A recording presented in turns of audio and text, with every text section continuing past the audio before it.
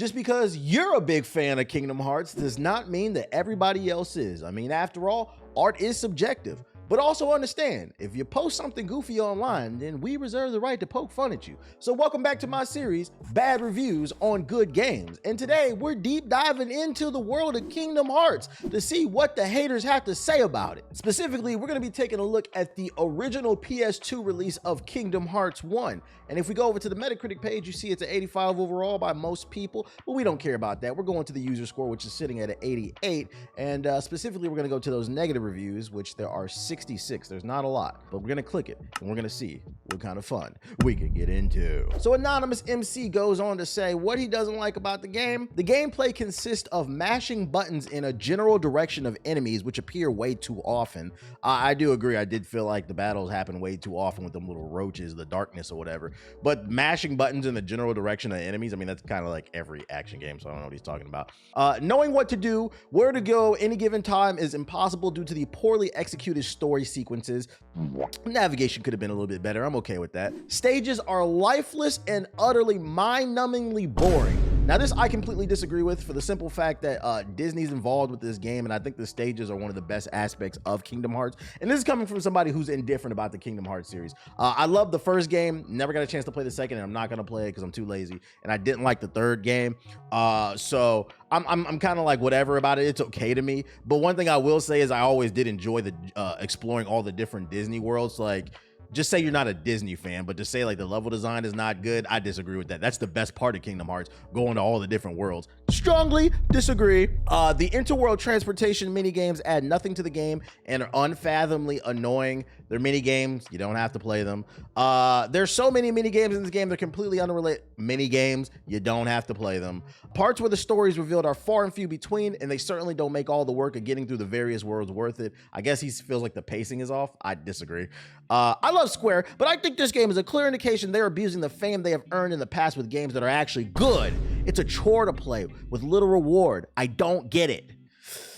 I feel like some of the criticisms he had were blown out of proportion, but then other ones are actually legit. My only problem is the way that he scored this game. He gave it a 0 out of 10.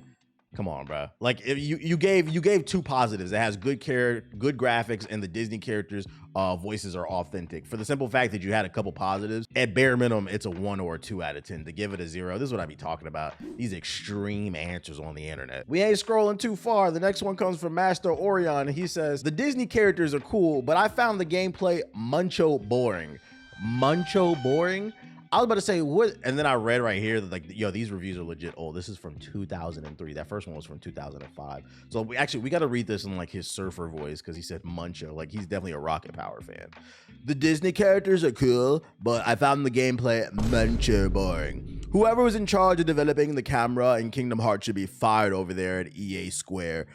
Which I agree. I'm not gonna lie. Like, if you go back and play the original Kingdom Hearts, the camera was ass. I'd completely agree.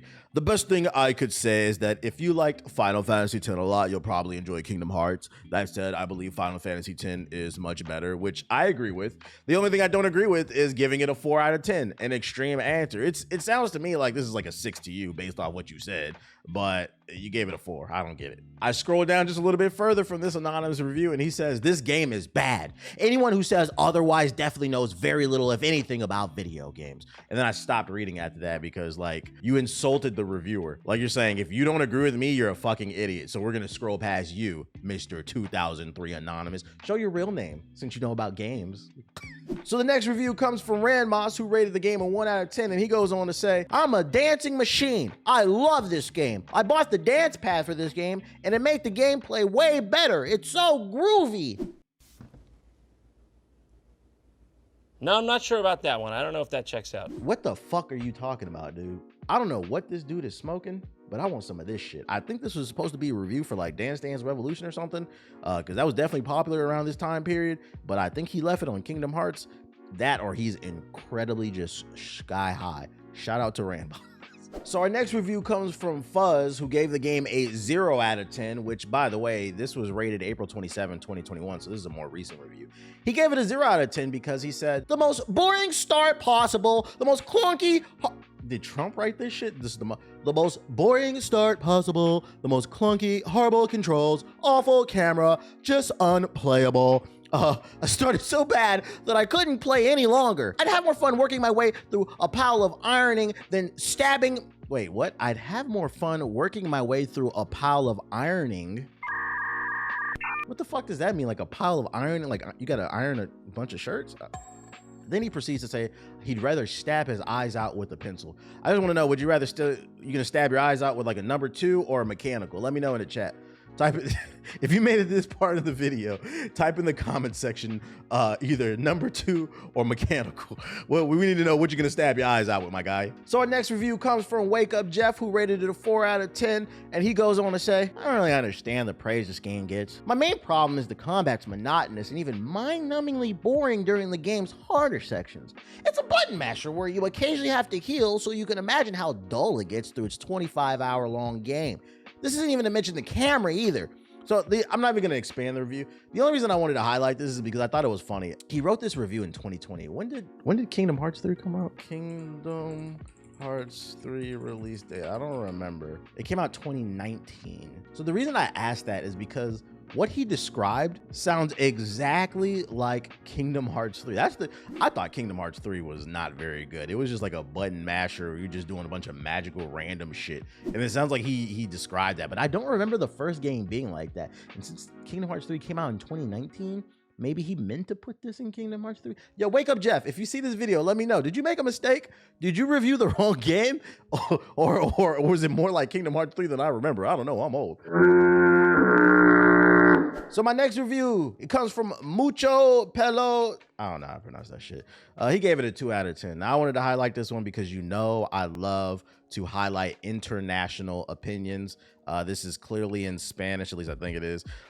He says unpopular opinion, and then I know that word, basura. I dated a crazy Dominican chick and she used to say that all the fucking time, basura, basura. So I know he thinks his ass. So we're gonna go ahead and what else does he say though? Google Translate. That's why I always say that shit, basura. He says it's trash. It has a bad story, horrible flat characters, bad level progression system. Let's not talk. Oh, he's mad. Let's not talk about the camera.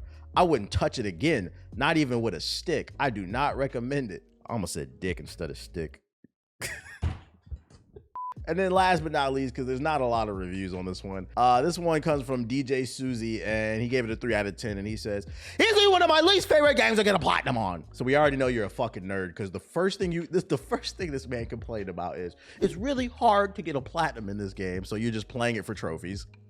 In 2023, kind of weird. I got it, but because I got it because I heard great things about it. But aside from the nostalgia of the Disney characters that I've always known and loved, everything about this game fell flat for me. I didn't care about any of the original characters. The story was a bar fest, and the mechanics were awful. Then again, I never played them during this time, so that could be why I'm not looking through it from like a rose-colored glasses. Because in this review was in 2021, he dropped it. I feel like when you review retro games, you have to look at it from the lens of when the game came out, like in the early 2000s. So like I wouldn't go as hard on the camera for this game compared to like a game in 2023 because technology and game development hadn't developed to this point. So like it's easy to go back and like rag on something based off today's standards. You have to take it for what it is when you review it. And for me, the vibe I'm getting is he wanted this to be a modern game and you weren't playing a modern game, which by the way, to me, it sounds like you weren't even trying to have fun anyway. I would null and void this review for the simple fact that you got on the game to try to get a platinum and it was really hard to get. So you gave it a 3 out of 10. Come on, guys. You can't pay your bills with trophies. You can't put it on your job resume. Never once has any. Holy shit. You got a Kingdom Hearts platinum trophy? Come on, come work at this company. We need this guy right here. He knows how to platinum. Fucking relax, bro. Play some games for fun. So our next review comes from Bella Jones, who gave it a 3 out of 10, and they go on to say, annoying gameplay, not many save points, and if you're playing on hard, it gets infuriating having to keep playing the same boss over and over. Save yourself the money and get Kingdom Hearts 3. It's much better gameplay. Which is funny in itself, because isn't Kingdom Hearts 3 considered like the easiest in the series? And they're complaining the game is hard and that they have to fight the boss over and over. So you gave it a 3. This is why it's important to read reviews. This person gave it a 3 out of 10 because they decided to put the game on hard and they can't get past a boss. And instead of maybe dropping it down to normal, beating the game, getting familiar with the mechanics, and then coming back and playing on hard, they choose to continue to butt their head against a brick wall and blame the game. Ladies and gentlemen, that's what we call skill issue. So as you can see, Kingdom Hearts is just not for everybody. Not everybody likes a big open world action adventure game with tons of color. And I actually have more proof of that. I did a video on bad reviews for Tears of the Kingdom. If you want to see that video, click right here, because I promise you, you're gonna get a good laugh if you're not laughing at the fact my dog is being a psycho in the background. Click the card. I need some watch time.